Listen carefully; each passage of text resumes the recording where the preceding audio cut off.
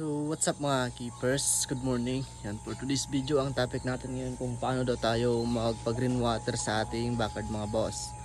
Kaya yan, tara samahan niyo ako mga boss, explain natin kung paano tayo magpag green water sa backyard natin. Kaya yan, nakukuha natin, na-achieve natin yung green water sa ating backyard. Kaya let's go. Ang ginagawa ko lang mga boss para ma-achieve nyo ang green water mga boss is yan. Unang-una sa lahat is direct sunlight yung mga boss. Umaga hanggang hapon is naiinitan sila. Kumbaga, yung sinag ng araw is yan, rekta dito sa isdaan natin. Kaya yan, bilis lang magpag green water oh. Then kapag nag-water change naman tayo, inaalis lang natin dito sa backyard natin yung poop nila.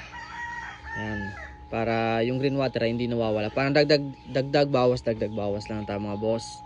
Tapos ito, lagay nyo ng medyo madaming isda. Example dito, yan o. Kaya ganyan yung tubig natin pag green water na naman kasi medyo madami. Pero kung ganito lang kakonti, yan, clear water yan. Kahit outdoor nyo yan, basta may filter yan, clear yan. Ito, mag-green water to mga boss. Abangan nyo mga boss kasi medyo madami yung laman. Mga nasa 30 plus.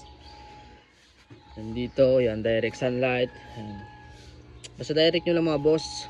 Lagay nyo lang sa mainit kasi yan, para makuha nyo yung green water. Yan na green water na yan is pinapakain natin yan sa mga moinya natin na kinoculture. May mga kinoculture din tayong moinya mga bossing. Yan. Kasi madami sa atin nagtatanong kung paano daw natin na-achieve or ini-stack water pa ba natin. Ako hindi ko na ini-stack water. Linalagyan ko na lang yan ng isda. Tapos yan, nagkukusanin mag green water mga boss. Kasi naka-direct naman yan eh. Kaya mabilis lang naman yan. Hintayin nyo lang ng 1 week. Tingnan nyo yung backyard nyo is mag green water na yan. Kasi may mga nagtatanong sa akin na outdoor setup daw sila pero hirap daw sila magpag green water. Gawin nyo lang mga bossing yung ginagawa natin.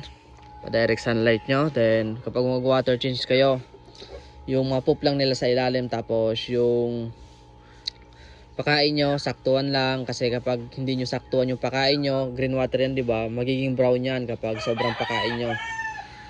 Kaya mas maganda i-maintain nyo palagi. Yan. Diba? Tingnan nyo mga boss yung outdoors ay indoor natin mga boss. Kasi yung outdoor natin ito, yung green water. Ito yung difference nila kapag indoor and outdoor. Pero ito, outdoor naman to pero may bubong lang to. Ito yung pinagkaiba ng may bubong sa walang bubong. Yun o. Wala dyan mga clear mga boss. Kasi naglagay na tayo ng karton and trapal. Kaya hindi nagaano dito mag green water. Kung dati nag green water to kasi direct sunlight tayo mga boss. Wala pa yan dyan. Mga trapal, yun o. Kaya yun tayo, hindi kasi natin na-appreciate kapag green water. Pero good siya sa isda, mga parang unleashed spirulina. Ito yung mga ginugroom natin mga boss oh. Yan, mga ginugroom natin. Kaya yan, sa bagsak muna kamalman. Sana sagot ko yung mga katanungan nyo mga boss tungkol sa green water. Kaya yan, kung nakabot kayo sa video to, don't forget like and share, follow para updated kayo sa mga video. Thank you guys.